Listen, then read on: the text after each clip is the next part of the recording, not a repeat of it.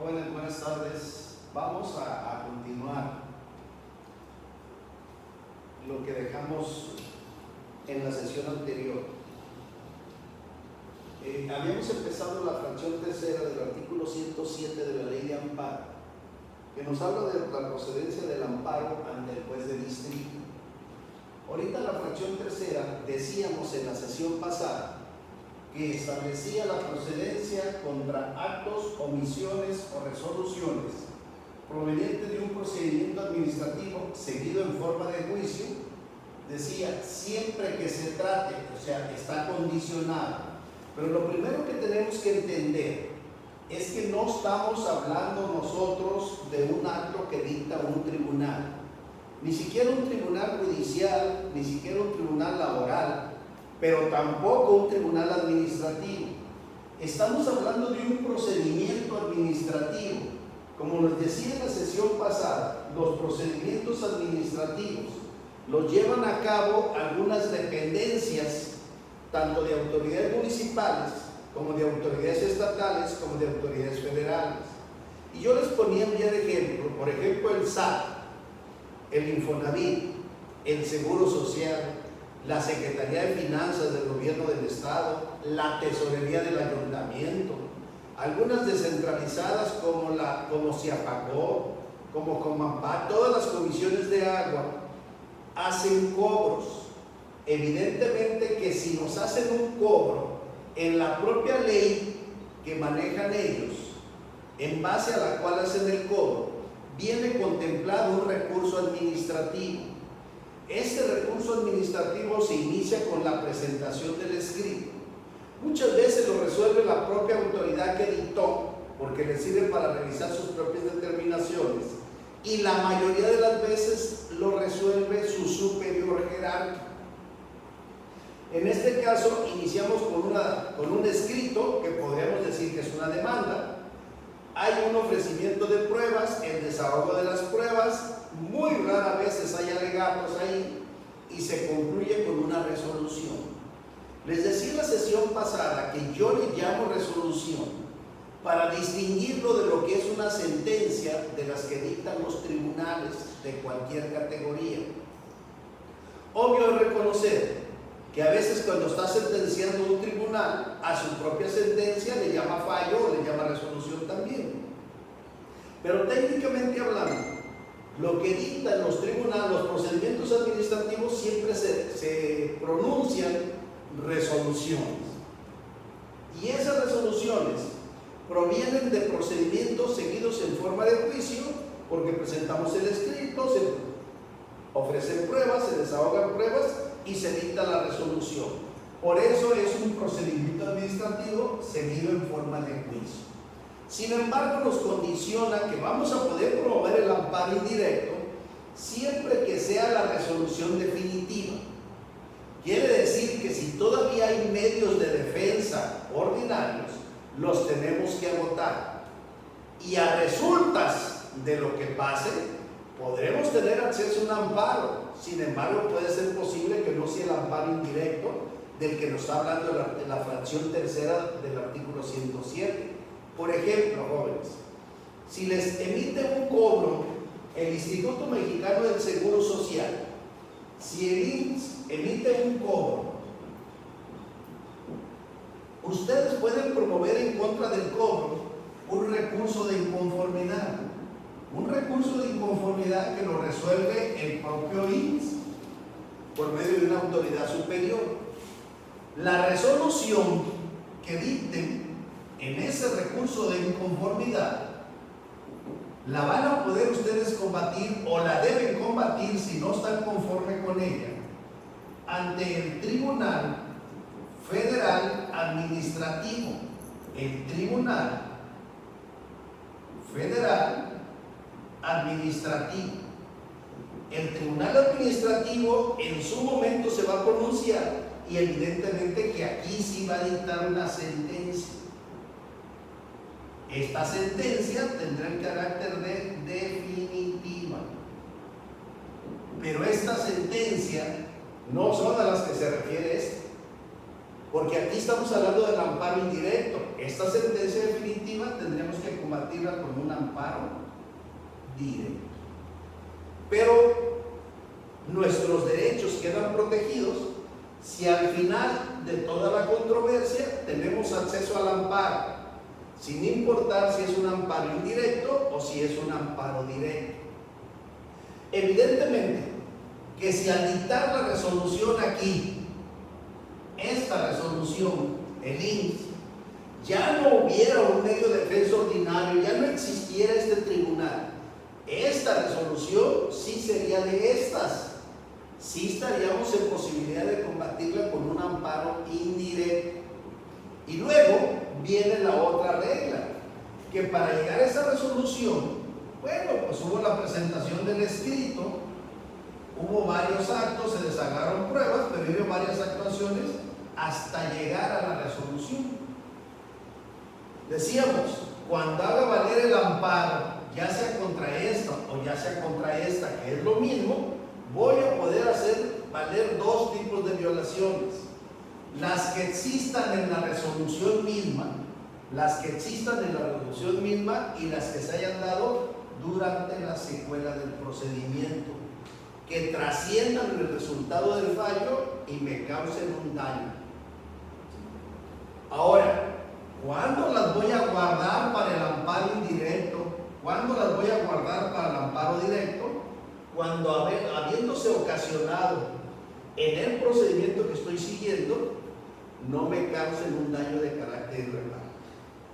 Porque si es un daño de ejecución irreparable, inmediatamente las tengo que combatir con un amparo indirecto, como ya lo hemos estado viendo. En el inciso B, aquí hablamos de actos en el procedimiento que sean de imposible reparación. Propiamente en el inciso B me está hablando de estas violaciones procesales, pero que sean de imposible reparación. Entonces son actos en el procedimiento de estos que sean de imposible reparación. Como son de imposible reparación, los debo de combatir con un amparo indirecto. Y aquí mismo me dice la ley de amparo, es muy bondadosa al decirme qué debo de entender por un acto que sea de imposible reparación. Y me dice claramente que me afecten derechos sustantivos, que me afecten materialmente derechos sustantivos. Derechos sustantivos tutelados tanto por la Constitución Política de los Estados Unidos Mexicanos como por los tratados internacionales en que el Estado mexicano sea parte. Y aquí con letras más pequeñas traté yo de ponerles, se los repito varias veces, a ver si leyendo varias veces les pega algo, que los derechos sustantivos son los beneficios o privilegios del gobernado en relación con sus bienes tangibles e intangibles. Pero estos derechos sustantivos son diferentes de sus derechos procesales, porque los derechos procesales no son sustantivos, son adjetivos. Entonces son diferentes a sus derechos procesales. Y obviamente están protegidos por las propias garantías que vienen contenidas en las normas. Dice, son las prerrogativas que conforman el patrimonio de una persona, como puede ser la propiedad en todos sus aspectos, la posesión, la libertad de tránsito, la vida, el derecho a ser oído y vencido en juicio, el derecho a profesar la religión que yo escoja. Ya les dije en la sesión pasada, son los primeros 29 artículos del texto de la Constitución Federal los que contienen los derechos sustantivos, que era lo que antes identificábamos nosotros como garantías individuales. Si vemos la fracción cuarta del artículo 107 de la ley de amparo, vamos a ver que me dice que procede el juicio de amparo ante el juez de distrito contra actos de tribunales judiciales, administrativos o del trabajo. Recordemos la fracción anterior, la fracción tercera, se refería a actos que no eran de tribunales, sino actos que se obtenían por un procedimiento seguido en forma, un procedimiento administrativo seguido en forma de juicio. Y me daba dos variantes con el inciso A y el inciso B. Ahora ya me está hablando de actos de los tribunales judiciales administrativos del trabajo, pero me hace una acotación. Deben ser actos fuera de juicio o después de concluido el juicio. Fuera de juicio o después de concluido el juicio. Dicho de esa manera, vamos a ver nosotros que me está hablando el apunte de actos ejecutados fuera de juicio y después de concluido el juicio. Para el efecto de poder entender esto, tenemos que volver a recordar los que vimos en la sesión pasada. ¿Cuándo se inicia el juicio y cuándo concluye el juicio? Bueno, aquí ya vemos el fundamento, el último párrafo de la fracción primera del artículo 107 de la Ley de Amparo textualmente señala: para los efectos de esta ley, el juicio se inicia con la presentación de la demanda. Y luego, la fracción primera del artículo 170, que ya es el apartado de los amparos directos, que no sé para qué lo trae ahí, pero ahí lo pusieron, dice: para efectos de esta ley, el juicio se inicia con la presentación de la demanda. Lo interesante es la segunda parte de esto, porque dice que en materia penal el proceso comienza con la audiencia inicial ante el juez de control. Entonces, obviamente, nosotros ya sabemos, para efectos del amparo, el juicio se inicia con la presentación de la demanda. Con la simple presentación de la demanda, salvo algo que les decía la sesión pasada, tiene que ser un juicio contencioso, dentro de los cuales no queda contemplado el medio preparatorio a juicio. Entonces, un medio preparatorio a juicio siempre será un acto fuera de juicio, no porque sea antes de la presentación de la demanda, sino porque es un acto que nunca va a dar inicio a un juicio. Es un medio preparatorio nada más. De esta manera, jóvenes, vemos nosotros entonces que la fracción cuarta, en el segundo párrafo, dejamos pendiente lo de después de concluido, aunque ya dijimos que concluye con el dictado de la sentencia, lo vamos a volver a tocar. Luego vemos en el segundo párrafo y dice: si se trata de actos de ejecución de sentencia, solo podrá proveerse el amparo contra la última resolución dictada en el procedimiento respectivo, entendida como aquella, y me da tres supuestos: la que aprueba o reconoce el cumplimiento total de lo sentenciado, la que aprueba o reconoce el cumplimiento total de lo sentenciado. Segundo supuesto, la que declara imposibilidad material o jurídica para darle cumplimiento. Segundo supuesto, la que declara la imposibilidad material o jurídica para darle cumplimiento, obviamente, a la sentencia. Y tercer supuesto, la que ordena el archivo definitivo del expediente. Obviamente, cuando se dé cualquiera de estos tres, será el acto definitivo, será la última resolución contra la que yo voy a poder presentar un amparo ante juez de distrito. Yo tengo que esperar cualquiera de estas. Si hay una actuación anterior a cualquiera de estas con la que yo promuevo el amparo, definitivamente me van a decir que no procede el amparo, puesto que tengo que esperar la resolución definitiva o la última resolución, para ser más correcto. Y la última resolución tiene que tener cualquiera de las tres características que acabamos de ver. Solo que cuando promovemos el amparo, volvemos a la misma regla. Vamos a poder hacer valer conceptos de violación contra la propia última resolución y también contra las que se hayan dado en la secuela del procedimiento. Tratemos de entender esto, jóvenes. Tratemos de entender esto, que tiene mucha importancia para la claridad que deben de tener ustedes. Si esperamos nosotros esa última resolución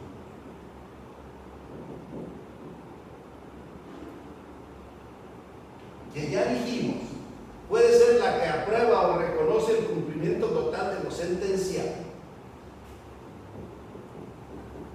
Para llegar al cumplimiento total de lo sentenciado, debe de haber habido varios actos anteriores, y esos actos yo no los podía combatir. ¿Por qué? Porque la ley me dice que solo voy a poder promover el amparo contra la última resolución, y que la última resolución es esta, la que tiene por el cumplimiento total de lo sentenciado, o la que declara que hay una imposibilidad material o jurídica de cumplirla, o la que ordena el archivo total y definitivo del expediente.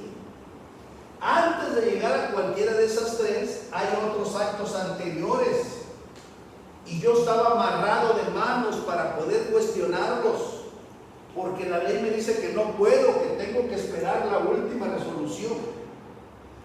Pero por eso ahora la ley me dice, cuando se dé la última resolución, vas a impugnar los vicios que exista en esta última resolución, pero también vas a poder eliminar los vicios que se dieron durante toda la secuela del procedimiento, para que no quedes en estado de indefensión. ¿Por qué? Porque como no los podías impugnar hasta que existiera la última resolución, después la ley te da la oportunidad de ver todas las ilegalidades que hubo en el procedimiento cuando hagas valer el amparo, donde este va a ser tu acto reclamado. Dicho de otra manera, si ustedes tramitan un amparo ante el juez de distrito con fundamento en la fracción cuarta del artículo 107 de la ley de amparo, van a poder poner tres tipos de actos reclamados: la resolución que aprueba o reconoce el cumplimiento total de lo sentenciado, o la resolución que declara la imposibilidad material o jurídica para cumplirla, o la resolución que ordena el archivo definitivo del expediente. Esos son mis tres actos reclamados. Todas las violaciones que se dieron antes de llegar a esa última resolución, las voy a poder hacer valer hasta que haga valer el amparo indirecto contra cualquiera de ellas. Y así no podría yo alegar que las anteriores no las pude hacer valer. No las pude hacer valer cuando se dieron, pero me dan la oportunidad, cuando haga valer el amparo contra cualquiera de estas tres, alegar los vicios que se den en la propia última resolución y las que se hayan dado durante toda la secuela del procedimiento hasta llegar a ella.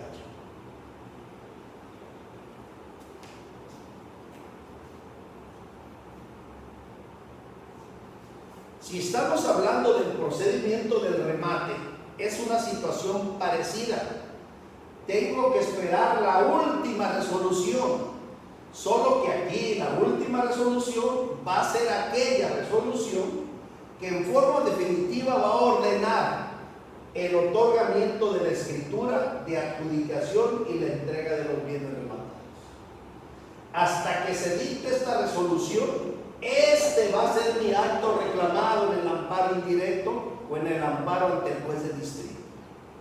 Y cuando haga valer el amparo, donde este sea mi acto reclamado, voy a alegar las violaciones o los vicios que se den en esta propia resolución y las que se hayan dado durante toda la secuela del procedimiento hasta llegar a la resolución que en forma definitiva va a ordenar el otorgamiento de la escritura y la entrega material de los bienes rematados. Es exactamente lo mismo. Lo único que cambia es la última resolución. A manera de repaso, podemos decir nosotros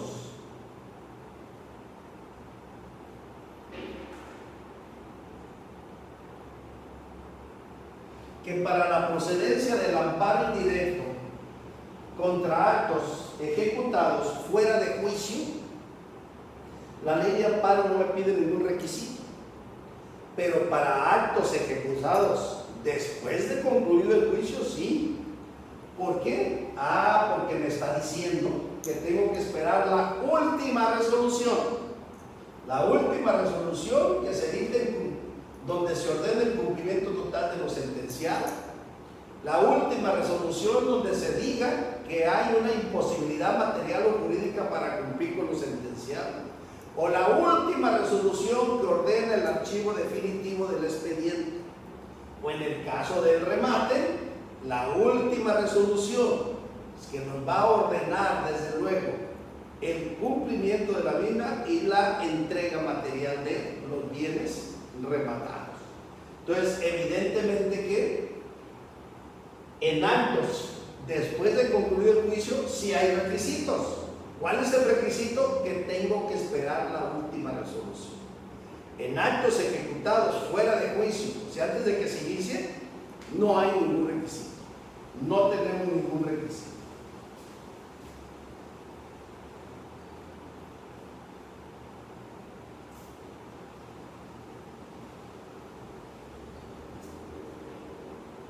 Aquí, en su apunte, volvemos a acordar de las tres situaciones que pueden manejar como acto reclamado en el amparo indirecto, que puede ser la última resolución, la que aprueba o reconoce el cumplimiento total de lo sentenciado, la que declara la imposibilidad material o jurídica para dar cumplimiento, o la que ordena el archivo definitivo del expediente. Cualquiera de estos, son mi acto reclamado. Y cuando haga valer el amparo, voy a alegar vicios en esta resolución y los que se hayan dado durante todo el procedimiento que terminó con esto.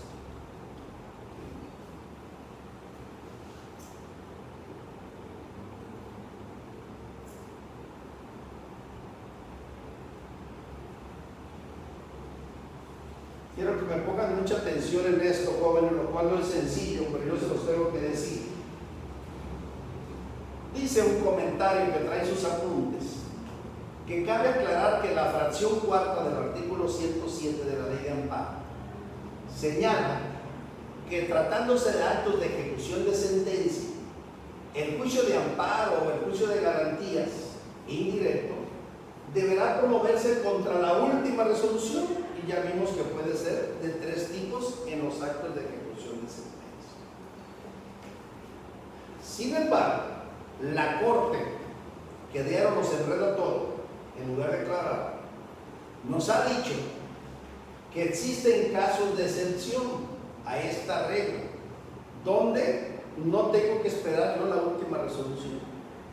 Dice, podrá solicitarse el amparo contra actos dictados en etapa de ejecución de sentencia cuando estos actos gozan de autonomía. Es decir, ¿cuándo vamos a decir nosotros que goza de autonomía? Cuando se trate de un acto que no tiene como finalidad directa e inmediata ejecutar la sentencia. Estábamos hablando de actos de ejecución de sentencia. Entonces, cuando se dicte un acto que no tenga como finalidad directa o inmediata ejecutar la sentencia, puedo promover un amparo contra el mismo, obviamente si me lesiona a mi esfera jurídica. Con esto, desde luego, se dice con la finalidad de limitar la procedencia del amparo indirecto.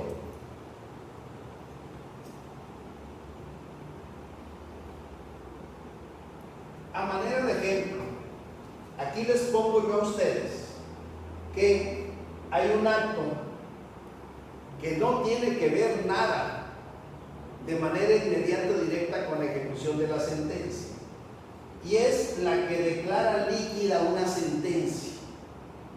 Dícese de aquella que limita a determinar genéricamente la procedencia de una prestación sin establecer específicamente el monto de la misma, cuya determinación queda librada a un procedimiento posterior.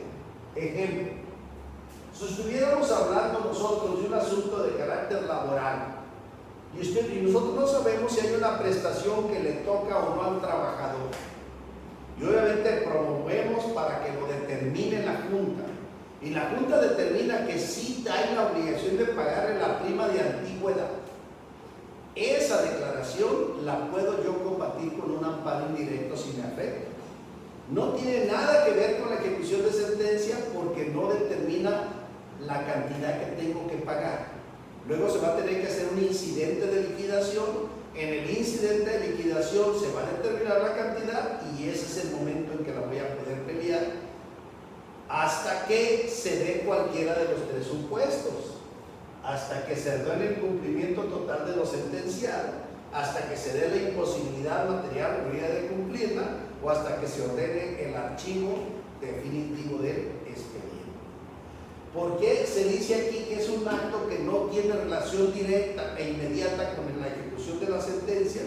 Porque nada más se determina la procedencia de una prestación, pero no se determina la cuantía. Esa es la diferencia que existe, lo cual no es sencillo, pero la Corte ha determinado que este tipo de actos gozan de autonomía. Y dice que porque no tiene como finalidad directa e inmediata ejecutar la sentencia. Finalidad inmediata o directa, ejecutar la sentencia. Si llegamos a la fracción quinta del artículo 107 de la ley de amparo, vamos a ver que dice que procede el amparo ante el juez de distrito contra actos en el juicio cuyos efectos sean de imposible reparación, entendiéndose por ellos los que afecten materialmente derechos sustantivos tutelados en la Constitución de la Constitución Política de los Estados Unidos Mexicanos o en los tratados internacionales en que el Estado mexicano se ampara. Esto ya lo habíamos dicho nosotros y lo repetimos, y van a ver ustedes al final el mismo concepto que decían: lo de los bienes tangibles e intangibles, el derecho a la propiedad en todos los aspectos, el derecho de la audiencia, el derecho a transitar por el país, el derecho a profesar la religión que ustedes quieran, todos los derechos que traen los primeros 29 artículos de la Constitución. Son los derechos sustantivos tutelados por la Constitución.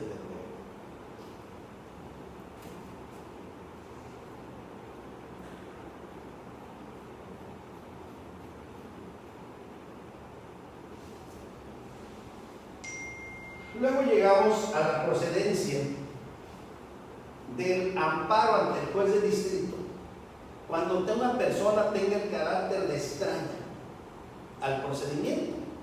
Ya en la sesión pasada veíamos nosotros que el concepto puro del tercero extraño se da en la situación de que yo no tenga carácter ni de parte actora ni de parte demandada. Si no tengo el carácter ni de parte actora ni de parte demandada, necesariamente soy tercero extraño al procedimiento. Sin embargo, dijimos que hay un tercero extraño por equiparación. Y el tercero extraño por equiparación es aquel que, siendo parte demandada, no es llamada a juicio respetando las formalidades esenciales del procedimiento.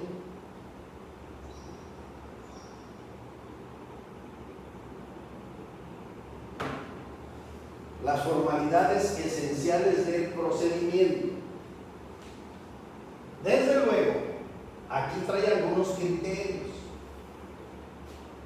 La pregunta que se hacen algunos de ustedes, y les digo porque ya me la formuló una compañera de un grupo, es que me dice: si soy tercero extraño al procedimiento, ¿por qué me va a afectar la sentencia? Y yo les decía un ejemplo, el más sencillo, jóvenes, que si Juan vende su auto a Pedro, pero resulta que Pedro, que es el que lo compra, fíjate en mi teléfono y Karim me está mandando un mensaje, digo que estoy dando clase que te contesta, y Pedro es el que lo compra, luego resulta que no lo cambia la factura, no hace el cambio de propietario, porque no tiene dinero para pagar los derechos correspondientes. Lo sigue trayendo la factura. La factura del carro sigue a nombre de Juan. Luego resulta que a Juan lo demandan mercantilmente.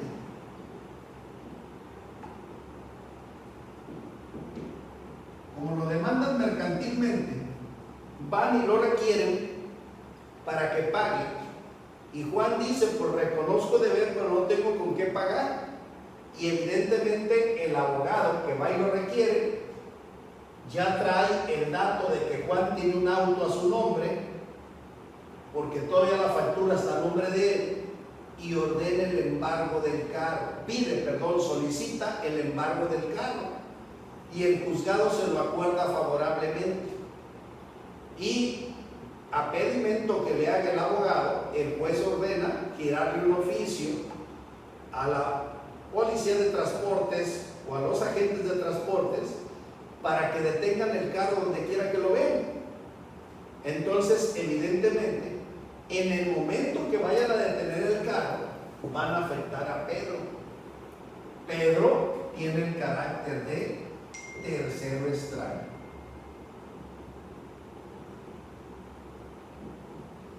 Tiene el carácter de tercero extraño al procedimiento, desde luego. Entonces, ahí es donde se afecta a un tercero extraño.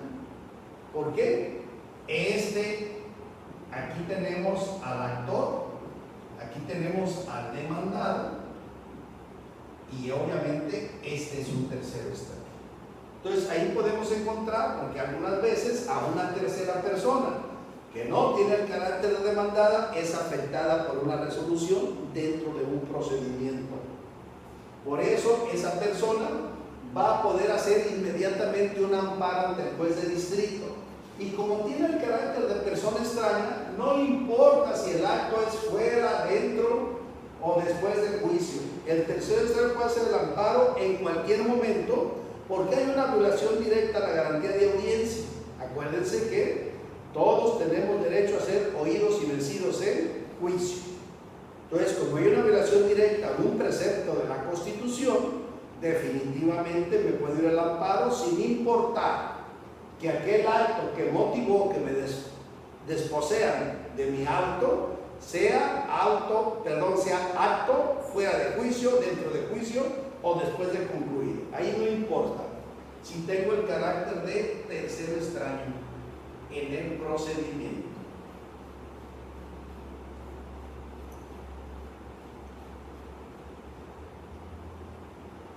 Históricamente se daba un problema cuando presentábamos una denuncia ante el Ministerio Público, porque pasaba el tiempo, iba uno a checar la denuncia, y ya cuando enfadaba uno mucho a la gente del Ministerio Público, siempre nos decía, ya se archivó, sin habernos notificado nada. Se archivó, y si presentábamos un recurso contra el archivo, eso motivaba que el procurador o el superior jerárquico, ahorita el fiscal general del Estado, revisara aquel asunto y comúnmente ratificaba lo que había dicho la gente del Ministerio Público. A partir de la ley de amparo de abril del 2013, nace la fracción séptima del artículo 107, donde nos dice que podemos promover el amparo ante el juez de distrito contra las omisiones del Ministerio Público en la investigación de los delitos. Es decir, si yo voy y checo y veo que el Ministerio Público indebidamente no ha deshogado una prueba, no ha hecho alguna diligencia, puedo presentar una demanda de amparo alegando la omisión del Ministerio Público para obligarlo a que lo haga. O también puedo presentar una demanda ante el juez de distrito si dictó una resolución de reserva, que es lo más común, porque dice, no es que no lo tengo archivado, ordené la reserva hasta que haya mayores elementos. Nunca va a haber, porque al ordenar la reserva nunca vuelven a tocar ese expediente.